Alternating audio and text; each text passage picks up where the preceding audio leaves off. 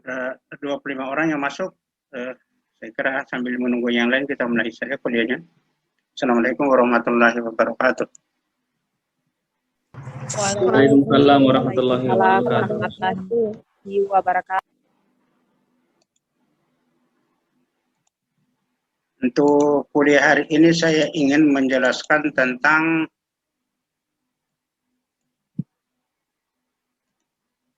asumsi klasik regresi, sambil nanti kuliah berikutnya kita lanjutkan dengan analisis regresi dan korelasi. Silakan diperhatikan kuliah ini karena saya merasa ini sangat penting sekali materinya, karena uji-uji asumsi klasik ini merupakan syarat untuk analisis regresi dan korelasi, termasuk analisis jalur, termasuk SEM.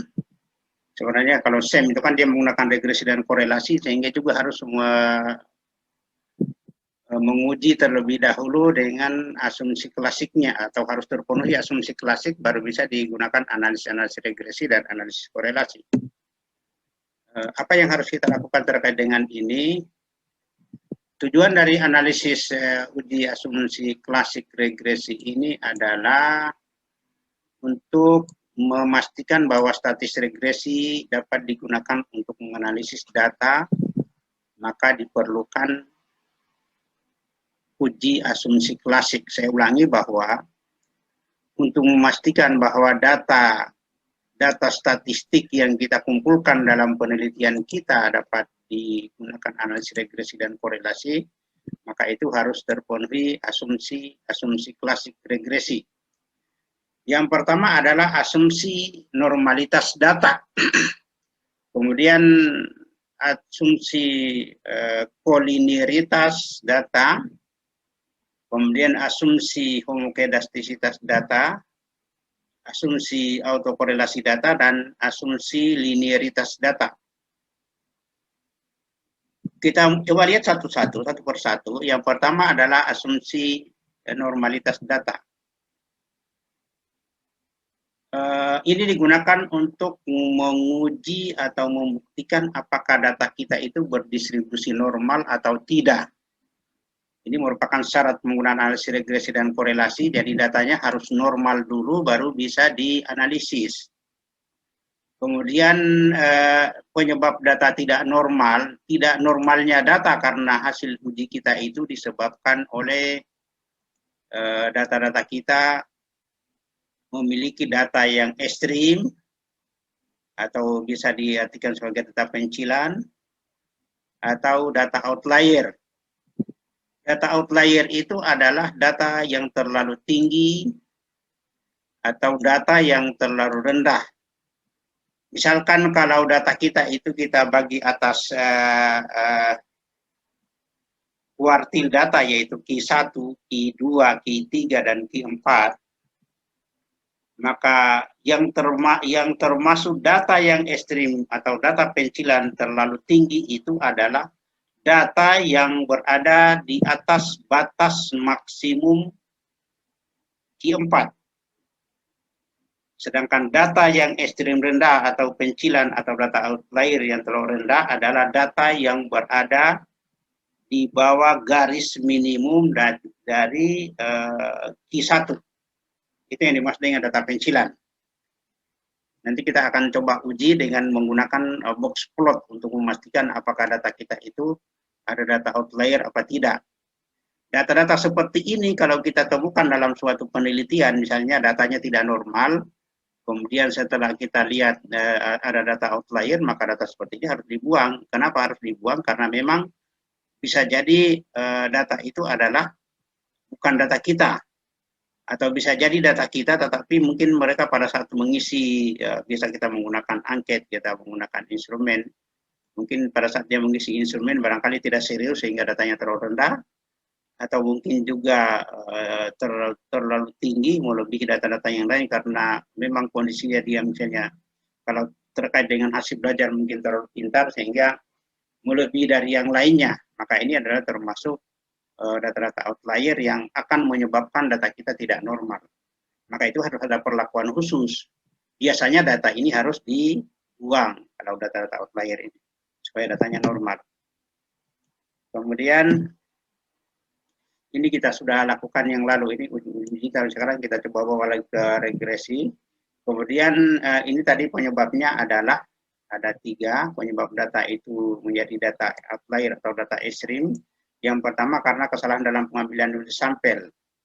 Mungkin sampel kita salah ambil, barangkali ada yang terlalu ekstrim tinggi, ada yang terlalu ekstrim rendah, atau mungkin barangkali karena mereka kondisinya seperti itu sehingga jangan dilibatkan dalam analisis lah. Jadi sebaiknya mereka diganti atau kalau memungkinkan datanya untuk dihilangkan saja supaya tidak mengganggu yang lain. Kemudian kesalahan yang kedua adalah kesalahan dalam menginput data. Bisa jadi mungkin barangkali harusnya namanya juga manusia, biasanya kalau kita menginput data misalnya datanya 52, kemudian kita tulis 25. Nah, ini kan bisa jadi nanti akan 25 itu akan menjadi rendah atau lebih rendah dari yang lain. Maka itu mungkin perlu kita cek dan kita perbaiki kesalahan pengetikan itu. Kemudian data memang aneh dibanding data lainnya, cara mengatasinya tambah kurang. Bisa jadi kalau kemungkinan misalnya sampelnya hanya 30 tapi ada data yang unik-unik yang ekstrim tinggi, ekstrim rendah, mungkin dengan menambah jumlah sampel itu, maka kemungkinan besar akan banyak ditemukan data-data seperti itu sehingga semakin mendekati kurva normal. Ini cara-cara penyelesaiannya. Sudah saya jelaskan yang lalu, kemudian langsung kita masuk ke uji normalitas. Uji normalitas itu banyak yang bisa dipilih. Yang lalu juga sudah saya jelaskan, ini ada uji Shapirovic, uji Kolmogorov-Smirnov, uji Lifforce, dan seterusnya. Nah, sekarang kita masuk ke uji normalitas data. Kita masuk ke uji normalitas data untuk supaya lebih cepat, karena ini kan kita sudah analisis juga sebenarnya pada contoh-contoh yang lalu. Yang pertama adalah uji normalitas dengan menggunakan SPSS, yaitu uji Shapirovic.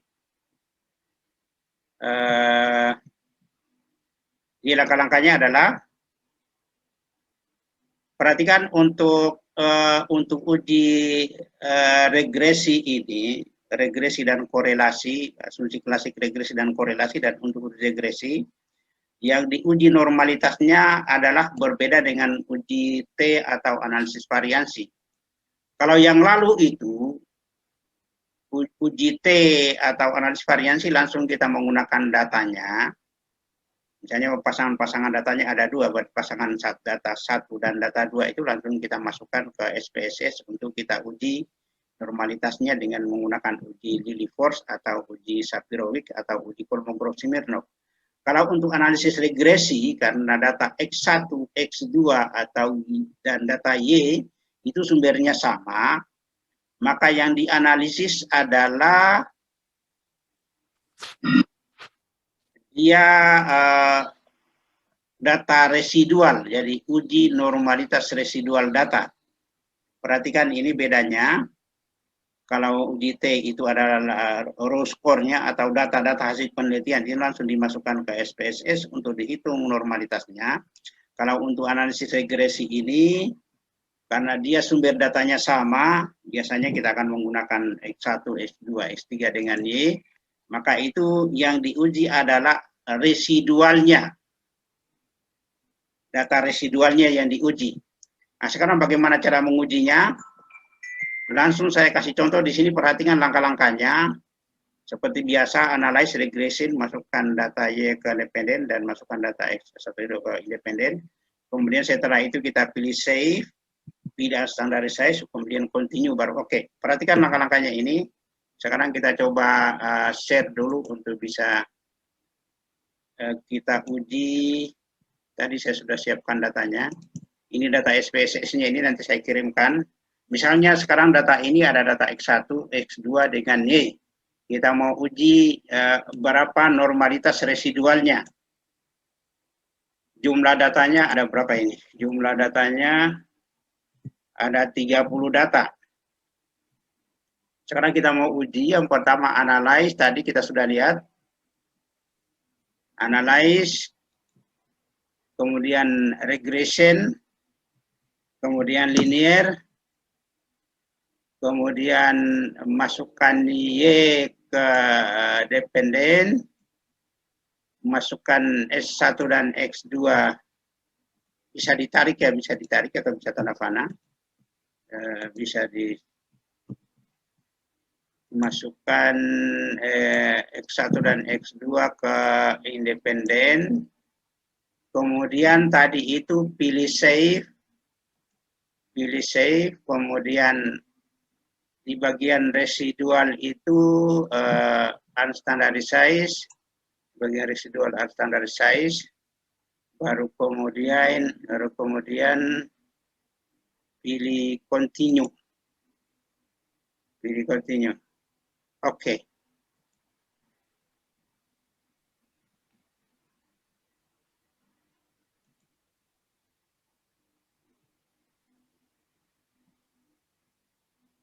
Sekarang perhatikan, abaikan hasilnya, yang kita butuhkan adalah ini.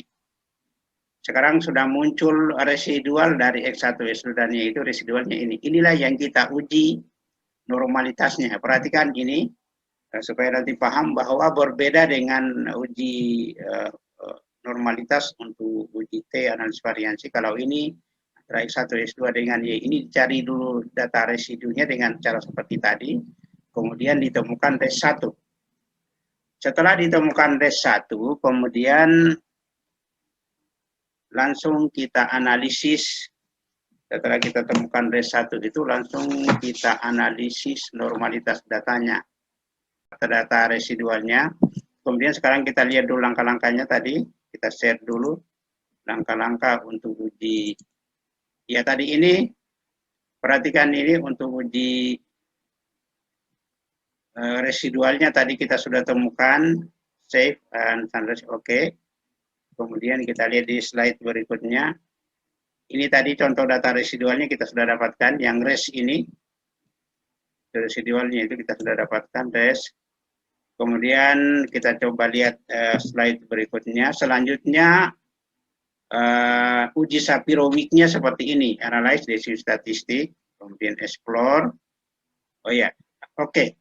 Sekarang kita coba share kembali ya.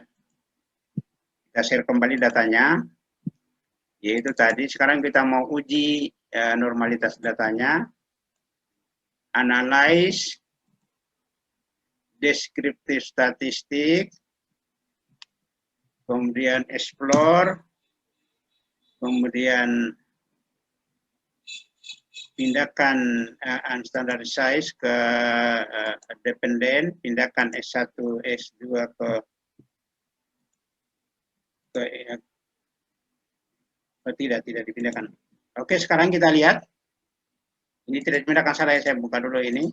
Jadi, yang harus kita lakukan dalam uji ini adalah kita memindahkan unstandardized res tadi ke dependent list, kemudian kita pilih statistik, perlu kita lihat outliernya oke, kita klik di sini, deskriptif, biarkan di situ. Kemudian perlu kita lihat plotnya, normality test with plot. Kita tidak perlu stem and leaf. Kemudian kita butuh histogram, boleh. Setelah itu kemudian kita pilih, tidak ada yang kita butuhkan ya. Saya ulangi tadi. Saya ulangi supaya lebih jelas. Setelah analyze deskriptif statistik, saya ulangi, ini tolong diikuti, kemudian explore. Kemudian yang kita pindahkan adalah hanya unstandardized residual tadi yang kita dapatkan. Kita pindahkan ke dependent list, kemudian kita pilih statistik, kita aktifkan outlier, kita continue, pilih plot, kita matikan stem and leaf, kita tidak butuh, yang kita butuhkan normality plot with test. Kita continue, kita cari lagi option tidak ada yang kita butuhkan. Bootstrap juga tidak ada, sekarang langsung kita oke. Kita tunggu hasil. Sekarang kita share lagi supaya mudah untuk kita paham. Kita lihat di sini. Tadi sudah kita lakukan. Kemudian, nah ini hasilnya ya. Uji Shapiro-Wilk. Jadi berdasarkan data residual tadi kita temukan bahwa Kalau uji Sapirowicz itu nilai signifikansinya adalah 0,485. Ini jauh lebih besar dari 0,05. Sehingga data ini berarti tidak signifikan, maka berarti ada data berdistribusi normal. Ini hasil pengujiannya. Jadi data kita itu berdistribusi normal. Perhatikan juga kalau kita mau uji juga di Kolmogorov-Smirnov, ini 0,2 juga lebih besar dari 0,05. Jadi baik pada Kolmogorov-Smirnov maupun pada Sapirowicz, data hasil penelitian tadi itu berdistribusi normal. Dengan demikian berarti tidak ada masalah normalitas data. Kemudian sekarang kita lanjutkan cara mengatasi data tidak normal. Tadi saya sudah sampaikan sebenarnya, kalau data sampai tidak normal, maka yang lebih tepat itu sebenarnya adalah menambah jumlah data. Karena dalam teori kurva normal, bahwa kalau data sudah semakin banyak, atau terutama kalau lebih dari 100, maka penyebarannya itu akan menyebar sesuai kurva normal. Ada yang tinggi sekali, ada yang rendah sekali, ada yang kurang, ada yang sedang, ada yang baik, ya ada yang sangat, ada yang tinggi dan ada yang sangat tinggi. Sehingga dengan menambah data, kemungkinan besar kita akan menemukan data-data yang mirip, data-data yang sama, seperti halnya data outlier yang kita jelaskan di awal tadi. Maka itu akan kemungkinan semakin mendekati kurva normal. Atau ada perlakuan berikutnya, kalau tidak memungkinkan untuk menambah data lebih banyak, maka ada kemungkinan kita akan menghilangkan data yang penyebab tidak normal itu. Seperti tadi misalnya, ada data-data yang outlier, yang ekstrim terlalu tinggi, melebihi dari nilai maksimum Q4, atau lebih kecil dari nilai maksimum Q1. Maka data itu harus dibuang, karena penyebabnya data seperti itu bisa jadi bukan data kita, artinya data kita, tetapi memang dia kondisinya ekstrim, dan kalau sampai dilibatkan dalam analisisnya akan tetap salah.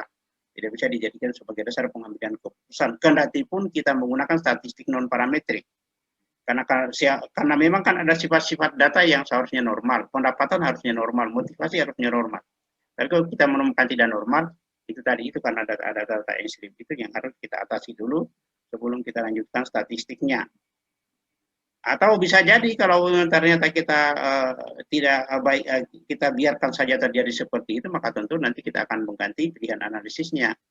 Non parametrik misalnya, ini kita sudah jelaskan di awal ini. Kemudian yang kedua adalah uji multikolinearitas. Multikoliner itu berarti terjadi korelasi yang kuat antara variabel bebas. Perhatikan, ini berlaku untuk regresi yang multiple atau regresi berganda. Apabila kita melibatkan lebih dari satu variabel bebas dan korelasi antara variabel bebas itu ternyata tinggi, malah melebihi dari korelasi variabel bebas dengan variabel terikat, maka dalam hal ini berarti terjadi multikoliner. Multikoliner itu adalah korelasi yang terlalu tinggi antara variabel bebas dan variabel bebas. Nah, sekarang bagaimana jalan keluarnya? Jalan keluar yang paling mungkin bisa kita lakukan itu adalah dengan misalnya kalau Anda menguji antara motivasi, hubungan antara motivasi dan minat dengan hasil belajar. Kalau ternyata terjadi multikoliner yang tinggi atau korelasi yang tinggi antara motivasi dengan minat, berarti mereka itu satu.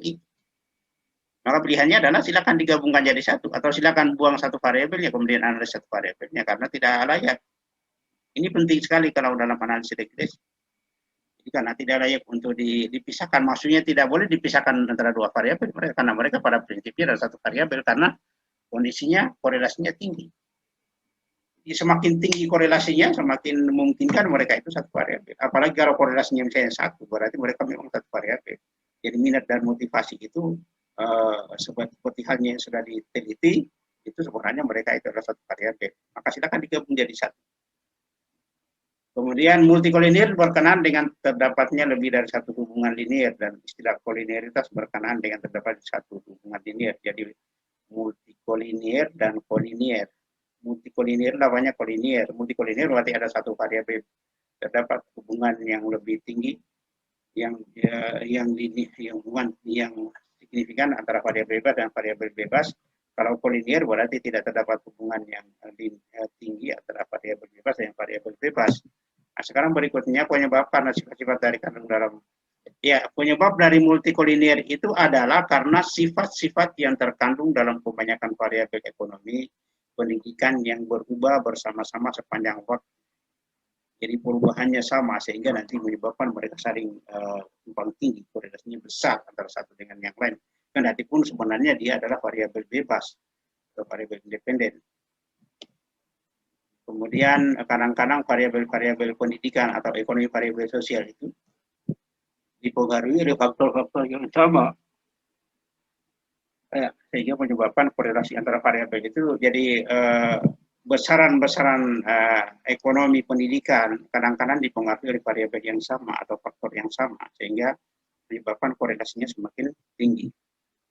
Kemudian cara mendeteksi multikolinier ini. Jadi perhatikan bahwa multikolinier itu terjadi apabila korelasi antara variabel bebas itu sama dengan atau melebihi 0,7. Maka itu berarti itu tidak boleh dilanjutkan analisisnya. Terus bagaimana jalan keluarnya? Ya kalau mau lebih dari 0,7 berarti variabel bebas misalnya saya contohkan minat dengan motivasi berarti itu satu variabel. Digabung saja jadi satu atau dibuang saja salah satunya. Jangan dipisah menjadi dua. Atau bisa juga terjadi multikolinier itu terjadi karena korelasi antara variabel bebas lebih tinggi dari korelasi antara variabel bebas dan variabel terikat. Yang kita ujikan dalam korelasi itu korelasi variabel bebas dengan variabel terikat. Tapi kenyataannya ternyata korelasi antara variabel bebas dengan variabel bebas itu lebih tinggi. Itu juga terjadi multikolinier. Ya tidak bisa dilanjutkan juga analisisnya. Kalau terjadi multikolinier, karena berarti kan antara variabel bebas yang menurut kita pisah dua, saya tadi minat dengan motivasi, ternyata kenyataannya di statistik dia sama itu variabel itu. Jadi silakan digabung, tapi kalau digabung tidak ada teorinya, silakan dibuang salah satunya, jangan disatukan dalam analisisnya, karena dia itu pada prinsipnya adalah mirip. Mungkin bisa jadi karena kesalahan kita mengembangkan instrumen. Maksudnya instrumennya itu antara motivasi dengan minat itu sama-sama, sehingga pada saat direspon itu ya mirip-mirip jawabannya. Maka itulah perbaiki instrumennya bisa jadi, perbaiki metodologinya. Tapi kalau ternyata metodologinya benar, instrumennya benar, ya silakan dibuang salah satunya, karena tidak boleh digabung jadi satu. Kemudian yang berikutnya dengan melihat nilai varian influencing factor dan nilai toleransi. Jika VIF itu lebih kecil atau sama dengan 10 dan nilai toleransinya lebih besar dari 0,1 maka tidak terjadi multikolinier. Ini saya kutip dari bukunya Hare. Nah, sekarang kita lihat selanjutnya.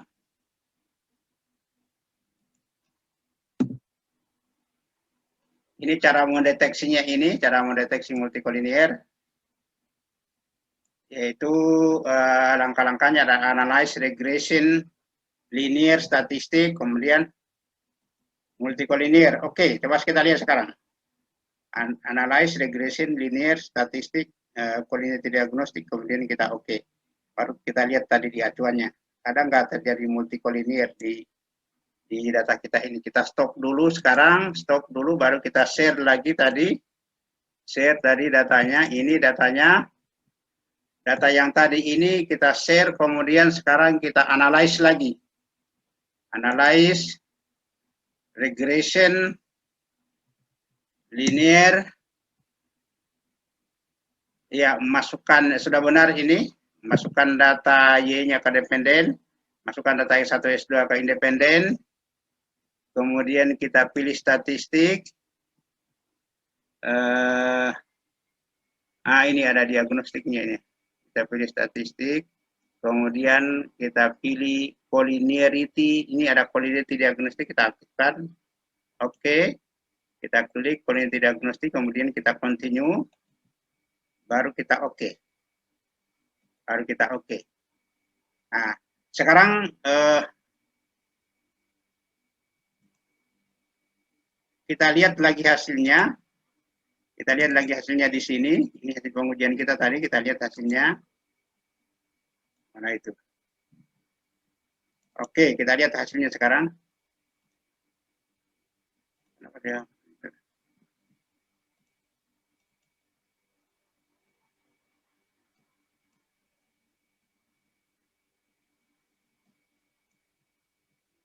Lihat hasilnya dulu, perhatikan. Ini hasilnya. Lihat di sana, toleransi dan VIF. Terlihat bahwa hasil perhitungan menunjukkan tidak ada variabel bebas yang memiliki nilai toleransi lebih kecil dari 0,1. Tidak ada kan? Ini 0,6, 0,6. Berarti variabel bebasnya semuanya tidak ada dia toleransinya yang lebih kecil dari 0,01 karena dia akan lebih besar 0,6, 0,6. Demikian pula nilai VIF semua variabel bebas lebih kecil dari 10. Iya kan? Ini kan? VIF-nya kan 1,6, jauh lebih kecil dari 10. Maka dengan sendirinya tidak terdapat multikolinearitas antara variabel bebas. Berarti multikolinear aman. Tidak perlu kita gabung variabelnya. Nah, sekarang kita lanjutkan. Nah, sekarang bagaimana caranya kalau terjadi multikolinear dalam data kita?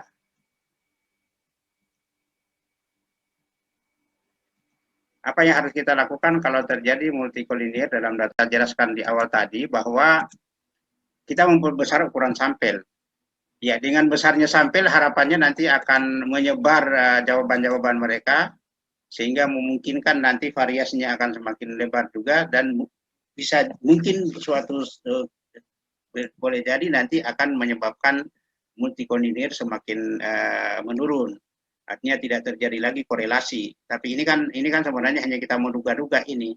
Belum tentu dengan tambahan sampel itu nanti akan mengurangi multikolinear, sebab multikolinear itu lebih disebabkan oleh instrumennya mungkin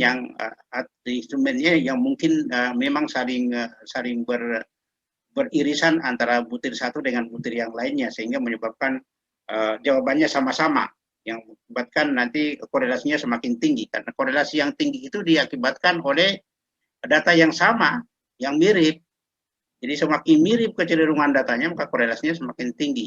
Kecenderungan data yang mirip ini mungkin disebabkan oleh sampelnya memang yang sampelnya yang mungkin kemampuannya sama atau kemampuan menafsirkan butir-butir instrumennya sama atau memang butir-butir instrumen itu mengukur hal yang sama sehingga menyebabkan terjadi multikolinear. Kemudian yang berikutnya adalah yang harus kita lakukan kalau terjadi data multikolinear, yang harus kita lakukan adalah mengeluarkan salah satu variabel bebas yang berkorelasi tinggi. Tadi saya contohkan antara minat dengan motivasi sebagai variabel yang punya multikolinear, maka kedua variabel ini ya salah satunya dibuang saja. Atau kalau ada teorinya bisa digabung jadi satu, tapi kan itu juga kita butuh teori kalau kita digabung jadi satu. Maka kalau daripada digabung jadi satu, mendingan salah satunya dibuang. Jadi nanti kalau kita misalnya kita punya 4 variabel, dua variabel di antaranya adalah motivasi dengan minat dan mereka punya multikolinear, maka berarti kita buang salah satu dari itu, apakah kita buang motivasi, apakah kita buang minat, supaya nanti bisa dilanjutkan analisisnya, sebab kalau tidak akan bisa dilanjutkan. Kemudian yang berikutnya, memilih metode statistik yang tidak mempersoalkan. Ya, ini ternyata ada pernyataan Hare seperti ini bahwa mungkin yang pilihan non parametrik itu boleh jadi kita gunakan. Kenapa? Karena non parametrik kan namanya juga non parametrik, tidak ada parameter yang harus dipenuhi. Uji heterokedastisitas atau homokedastisitas. Jadi data kita itu harusnya homokedastis, bukan heterokedastis. Apa itu homokedastis? Uji homokedastis pada prinsipnya adalah menguji apakah suatu kelompok data mempunyai variansi yang sama di antara anggota-anggota kelompok tersebut. Jadi dia mengadakan pengelompokan terhadap data-data regresi, kemudian dia uji apakah kelompok-kelompok data dalam regresi itu homokedastis atau heterokedastis. Sebenarnya sama dengan uji homogenitas kalau Kalau dalam uji T atau uji apalagi ANAFA atau ANAKOVA, kalau di sini tetapi karena dia menguji kelompok-kelompok data dalam regresi, maka dia sebut sebagai uji homokedastis atau heterokedastis. Penyebab variabel yang digunakan tidak memprediksi memiliki nilai. Penyebabnya variabel yang digunakan untuk memprediksi memiliki nilai yang sangat beragam sehingga menghasilkan nilai yang residu yang tidak homogen. Ini kalau terjadi heterokedastis itu boleh jadi disebabkan oleh variabel yang digunakan untuk memprediksi memiliki nilai yang sangat beragam sehingga menghasilkan nilai residu yang tidak homogen.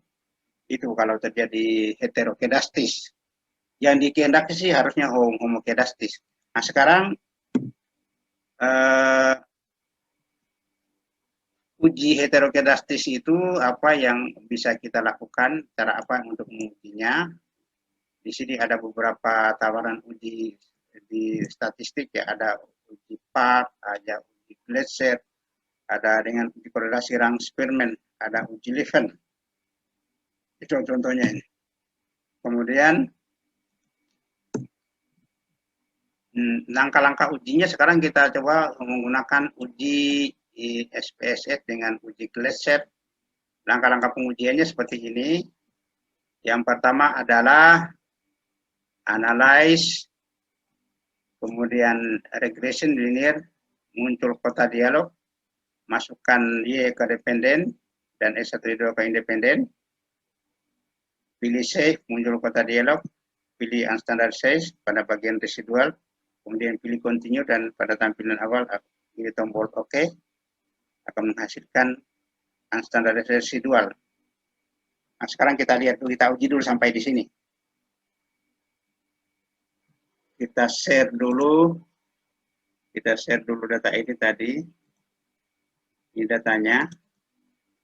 Ini mungkin ini supaya tidak mengganggu, kita hapus dulu data-data yang tadi.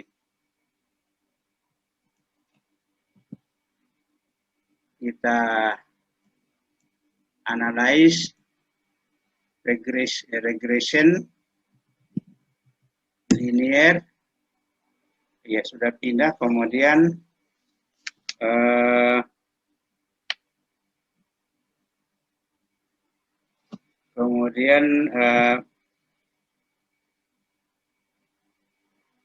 apa tadi, save, pilih save, kemudian unstandardized, save, unstandardized sudah ada di atas,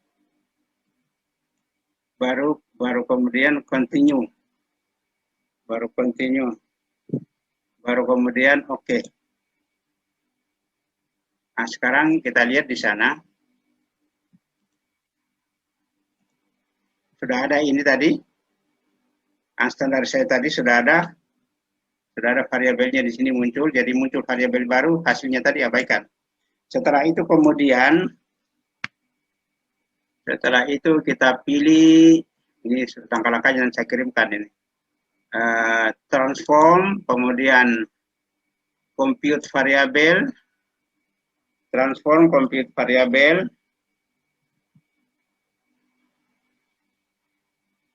kemudian muncul kota dialog,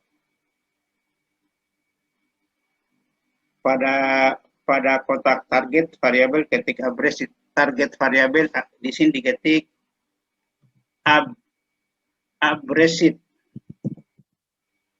Perhatikan langkah-langkahnya ini, abrasi, kemudian pada function all, pada function pilih all di sini, function group pilih all, ini perhatikan. Kemudian di bagian bawah pilih ABS. Baru kemudian klik tanda panah ke atas. ABS tadi, ABS, klik tanda panah ke atas, ABS-nya muncul di sana. Kemudian masukkan, ini lagi kita klik yang tadi, unstandardized residual tadi kita klik, baru kita masukkan di, jadi munculnya ABS res 1, muncul seperti itu. Kemudian, maka kemudian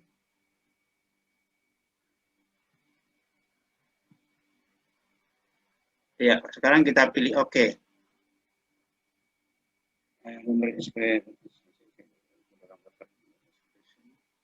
Ya, kemudian kita pilih oke sekarang. Oke.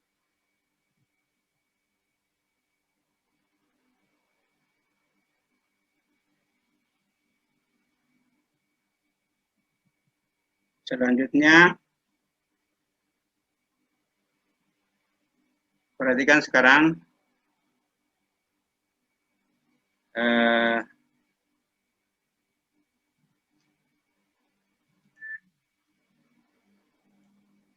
selanjutnya analyze. Jadi tadi itu tambahannya Brexit tadi ada di sini, perhatikan ya, sudah ada Brexit. Jadi ada res 1, ada Brexit.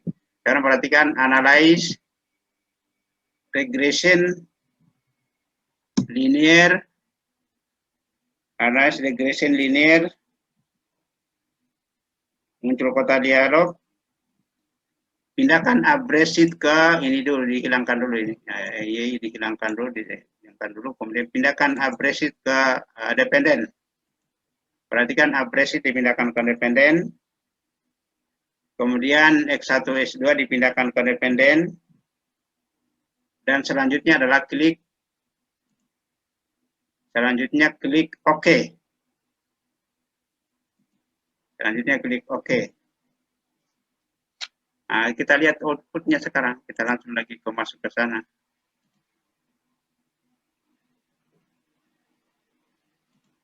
Kita lihat outputnya. Ini tadi outputnya langsung kita bahas di sini. Ini outputnya ini.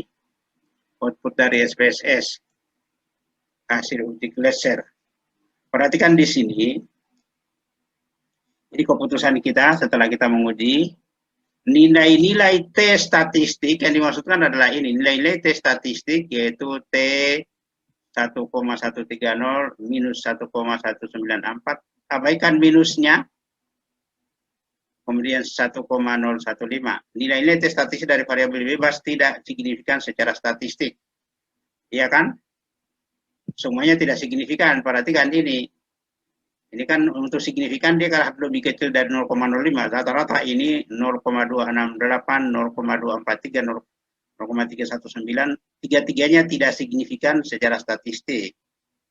Sehingga dapat disimpulkan bahwa model regresi Y atas S1 dan S2 tidak mengalami masalah heterokedastis. Berarti dia homokedastis. Berarti kelompok-kelompok data dalam regresi itu dia homogen atau tidak mengalami heterokedastis. Itu dia uji heterokedastis. Kemudian kita lanjutkan.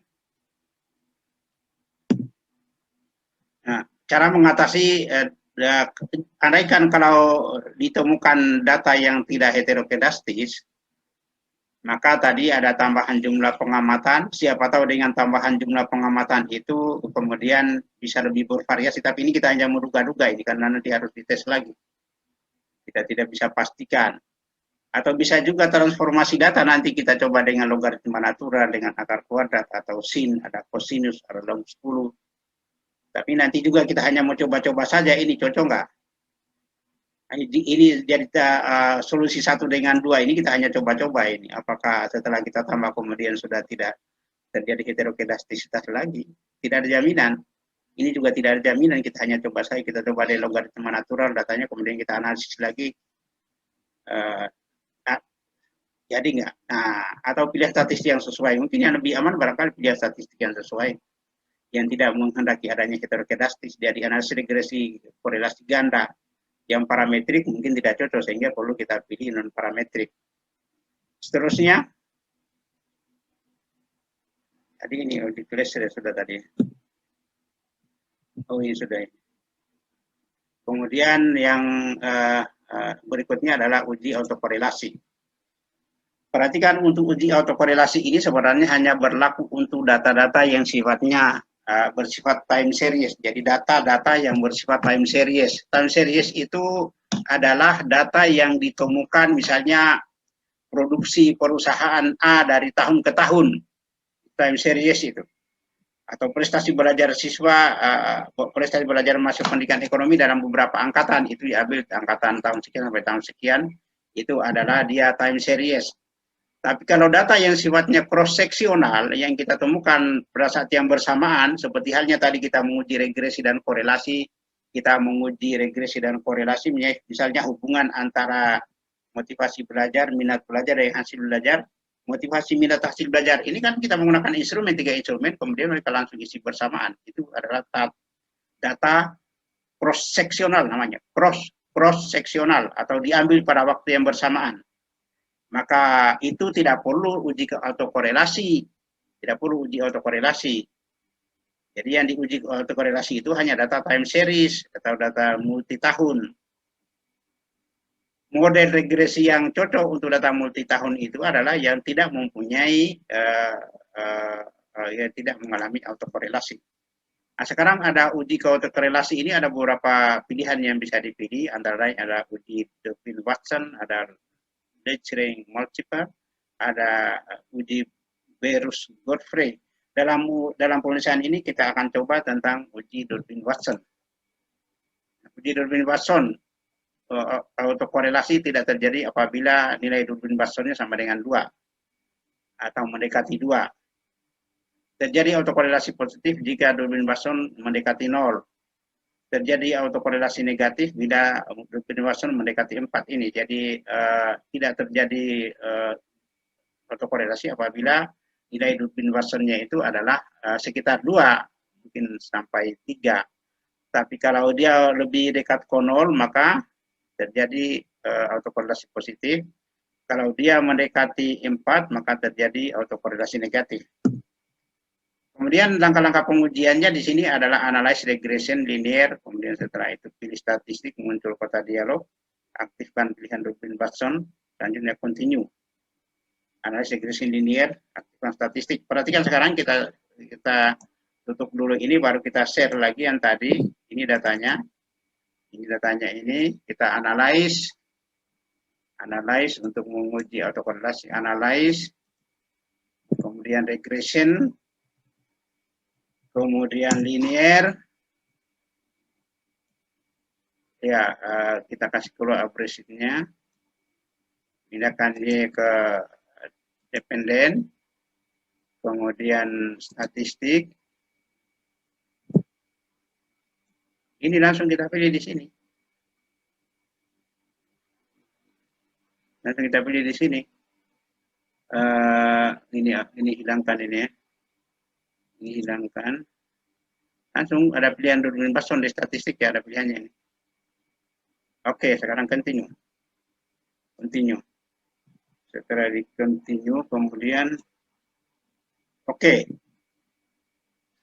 Jadi saya ulangi tadi, pilih statistik, aktifkan Durbin-Watson, kemudian continue, kemudian oke.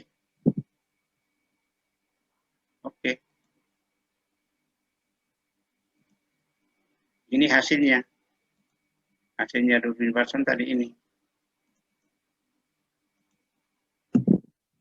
Ini dia hasilnya, tinggal kita pindahkan di sini, output SPSS Durbin-Watson.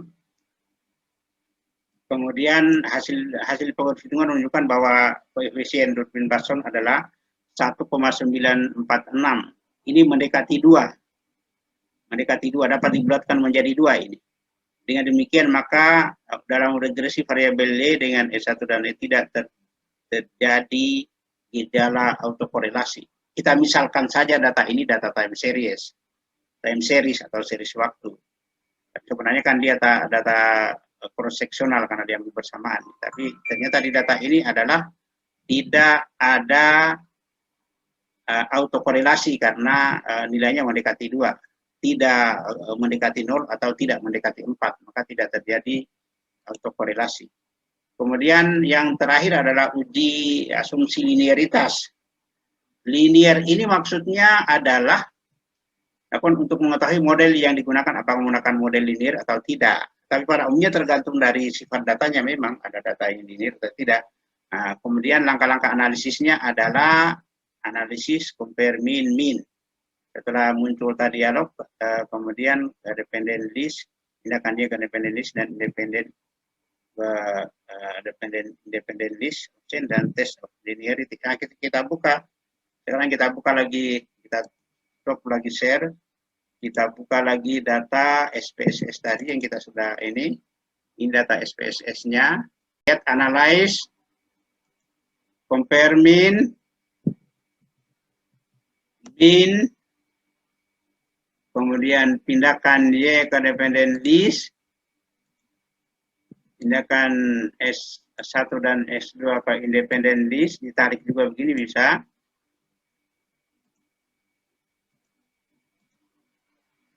Terusnya pilih option, aktifkan test of linearity, continue, baru oke.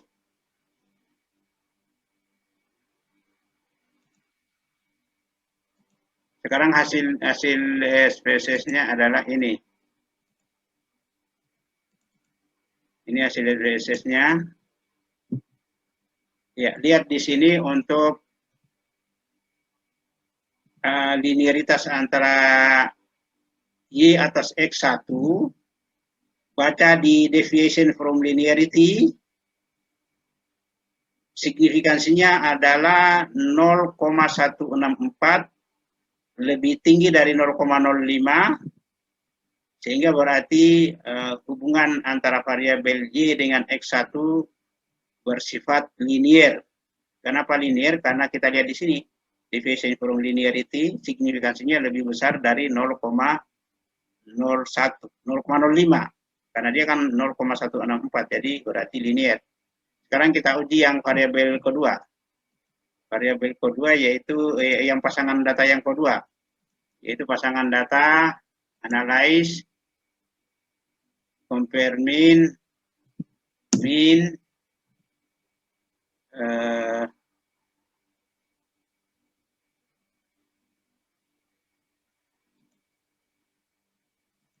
tadi sudah diuji sebenarnya, sudah sekaligus itu option test of linearity, kemudian kita oke. Kita lihat hasilnya.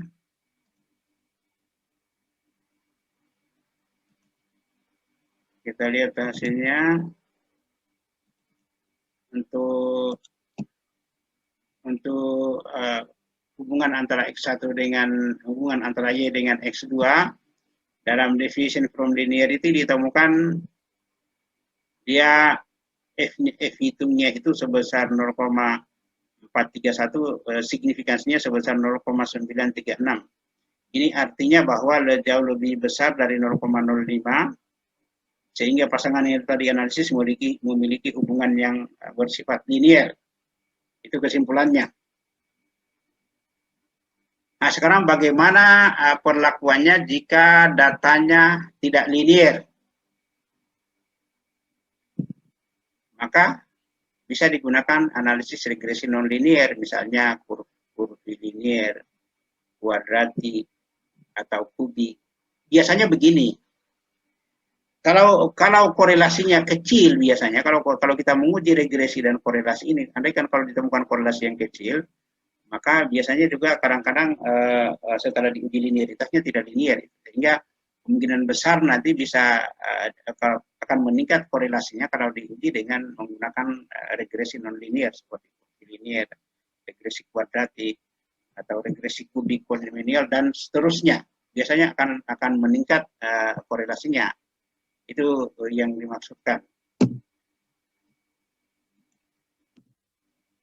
Saya kira untuk uji apalagi asumsi klasik regresi sudah kita lakukan.